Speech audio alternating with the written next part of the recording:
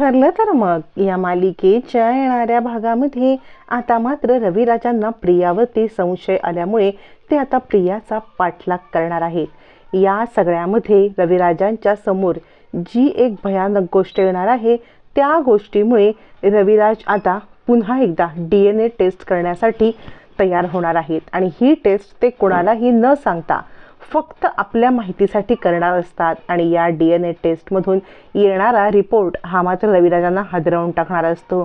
कारण हे DNA report match झालेलेच नसतात, पण त्याच वेळेला अर्धसत्य समजल्यावर ती पुढचं अर्धसत्य समजण्यासाठी ज्या वेळेला प्रिया आणि सायली यांचा फोटो मधुभाऊ दाखवतात त्यावेळेला सगळ्या सत्याचा उलगडा होतो आणि मग खोटारड्या प्रियाचा पाठलाग करत तिला आता आपल्या ट्रॅपमध्ये अडकवत तिच्याच तोंडून काय सत्य आहे काय असत्य आहे हे काढून घेण्यासाठी वकील असलेले हुशार रविराज आता खूप मोठा डाव रचतात आणि या सगळ्या डावामध्ये प्रिया अचूक अडकते। आत्तापर्यंत रविराजांना खेळवणारी प्रिया रविराजांची आता मात्र सापळ्यात अचूक अडकते। इकडे आता रविराजांना कोर्टाच्या केस संदर्भात काही पुरावे हवे असताना पोलीस स्टेशनला आल्यावरती त्यांना सत्य समजलेलं असतं की आश्रमातील काही सगळे जे पुरावे होते ते सगळे पुरावे पोलीस स्टेशनला जमा केलेत आणि ते पाहण्यासाठी अर्जुन आलेला आहे। त्याच वेळेला रविराजांना हे सुद्धा समजतं की आश्रमातील प्रत्येक इंडिव्हिज्युअल व्यक्तीचा जे गाठोडा आहे ते त्या पोलीस स्टेशनला आहे। पण पोलिसांकडून हे सुद्धा समजतं म्हणजे तिथला कॉन्स्टेबल सांगतो की ज्या वेळेला अर्जुन सर तिथे सगळी गाठोडी पाहत होते ना त्यात 2 गाठोडी नाही आहेत। रविराज म्हणतात गाठोडी 2 नाहीत। यावरती पोलीस सांगतात अहो कसं असतं ना ते काही वस्तू सील झाल्या काही वस्तू तिकडे राहिल्या चुकीच्या वेगळ्या ह्याच्यात ठेवल्या असतील तर आम्ही समोर दिसणाऱ्याच वस्तू फक्त तिकडे घेऊन आलो, कदाचित काही वस्तू तिकडे राहिल्या असतील। यावरती रविराज म्हणतात कोणती गाठोडी सापडली नाहीत। यावरती कॉन्स्टेबल सांगतो 2 गाठोडी, एक म्हणजे त्यांची मिसेस सायली आणि दुसरं म्हणजे तुमची मुलगी प्रिया, ही 2 गाठोडी नाही आहेत। रविराज म्हणतात हे कसं शक्य आहे, फक्त ही 2च गाठोडी गायब कशी काय? कॉन्स्टेबल म्हणतो मी त्यांचं बोलणं ऐकलं आणि मी त्यांना सांगितलं की आश्रमामध्ये हे सगळं असू शकतं। यावरती पोलीस सांगतात ठीक आहे तुम्ही एक काम करा बरं, तुम्ही या सगळ्यामध्ये आता आश्रमात जाऊन त्या सत्याचा शोध घ्या। आश्रमामध्ये तुम्हाला मंगळवारची अपॉइंटमेंट मिळेल कारण का तुम्हाला आत्तापर्यंत सॅटर्डे संडे सुट्टी, सोमवारी तुम्ही परवानगी घ्या आणि मंगळवारी जा असं म्हटल्यावरती रविराज म्हणतात ठीक आहे मी तसंच करतो। मग रविराज आता बाहेर पडतात। तोपर्यंत इकडे आता अर्जुन सुद्धा त्याच वेळेला आश्रमामध्ये लपून छपून जाण्याचा चैतन्याला सांगतो। तो सांगतो की जर का मी आत्ता इकडे आश्रमात नाही गेलो तर तिकडे काहीतरी गडबड होईल कारण अर्जुनने रविराजांना बोलताना ऐकलेलं असतं।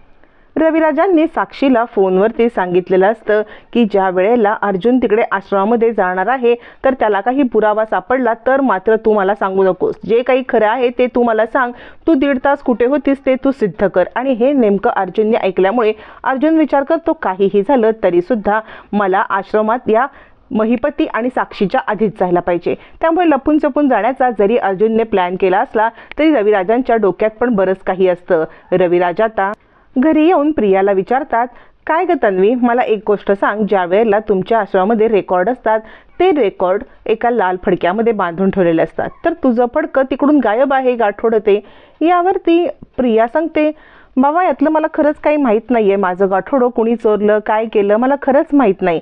त्यावरती रविराज म्हणतात मला असं वाटतंय मला त्या कॉन्स्टेबलने सांगितलंय की तिथली गाठोडी जी नाही आहे ती कदाचित आश्रमात असतील, तर आश्रमामध्ये मी मंगळवारी जाणार आहे, तू येशील का माझ्यासोबत?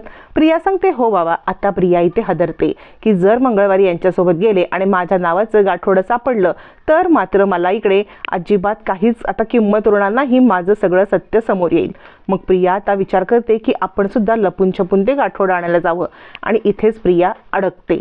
आता मात्र रविराजांना प्रियावर ते डाऊट आलेला असतो। प्रिया ज्या पद्धतीने लपून छपून बाहेर पडत असते रविराज तिच्याकडे पाहत असतात।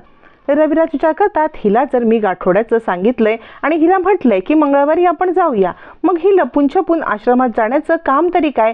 इथेच रविराजांना संशयाची सुई आता तिच्याकडे वळते। रविराजांच्या डोक्यात विचार येतो काहीतरी गडबड आहे, म्हणजे ज्या ज्या वेळेला आश्रमाचा किंवा आयडेंटिटीचा असा कसलाही विषय निघाला की तन्वी घाबरते का, काय नक्की सत्य आहे? अजूनही रविराजांच्या डोक्यामध्ये ही खोटारडी तन्वी आहे हा विचार नसतो, पण हिला कोणी ब्लॅकमेल करतंय का हिला असा विचार असतो एक प्रेमळ बापाचाच। पण ज्या वेळेला प्रियाचं सत्य उघडकडे येणार असतं त्यावेळेला रविराज मुळापासून हादरणार असतात।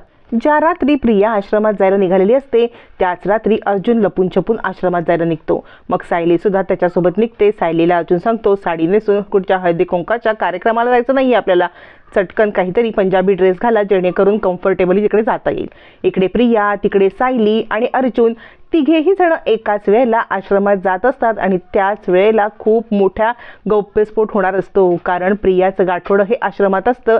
त्यामुळे प्रियाच्या मागावरती रविराज, इकडे हे दोघं जण, हे सगळेच जण आता आश्रमात जातात. ॲक्च्युली सायली आणि अर्जुनचा जाण्याचा हेतू हा असतो की ज्या वेळेला दोघं आश्रमात जातील त्यावेळेला तिकडे काही पुरावे असतील की साक्षीच्या पर्समधून काही पडले का, साक्षीची काही वस्तू पडले का, आणि ही वस्तू जर महिपती आणि साक्षी तिकडे पोहोचले तर मात्र ती त्यांच्या हातात पडेल. म्हणून हे दोघं जण चाललेले असतात आणि प्रिया आपलं गाठोडं घ्यायला आणि रविराज प्रिया काय करते हे पाहायला. आता मात्र पुढे रविराज तिच्या पाठलाग करत करत पोहोचतात. तेवढ्यात नेमकी प्रिया आता साक्षीला कॉल करते. साक्षीला कॉलवरती प्रिया सांगते मी त्या आश्रमाच्या दिशेने चालले. म्हणजे तुला सांगितलं ना बाबांनी, अर्जुन तिकडे पुरावे शोधायला चाललाय. पण नुसते अर्जुन पुरावे शोधायला नाही तर अर्जुन चाललेला आहे ते माझं गाठोडं बघायला. दोन्ही गोष्टी महत्त्वाच्या आहेत. पण अर्जुन जाणार आहे मंगळवारी, कारण कोर्टाची परमिशन मंगळवारी मिळणार आहे. तर मला असं वाटतंय तू पण त्या ठिकाणी येशील का, कारण जर माझं खरं गाठोडं सापडलं तर माझी काही धडगत नाही. आता हे वाक्य रविराजांना खूप खटकतं की खरं गाठोडं सापडलं तर धडगत नाही म्हणजे काय, म्हणजे नक्की हिचा हेतू तरी काय आहे.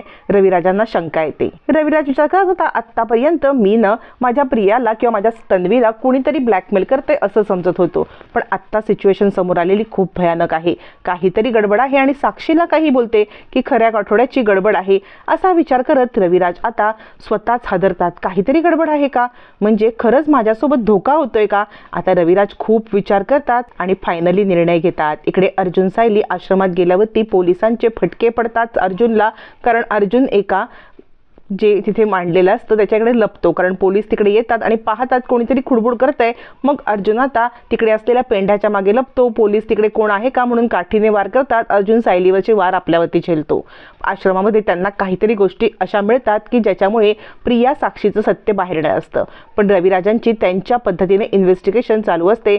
रविराज आपल्या डॉक्टर मित्राला म्हणजे क्लायंट डॉक्टरला कॉल करतात आणि मला एक DNA टेस्ट करायची आहे असं म्हणत स्वतःचा एक केस आणि प्रियाचा एक केस असे तिच्या कंगव्यामधला केस दोन्ही DNA टेस्टसाठी देतात. इथे आता रविराजांना खूप मोठा सत्याचा उलगडा होण्याची वेळ आलेली असते.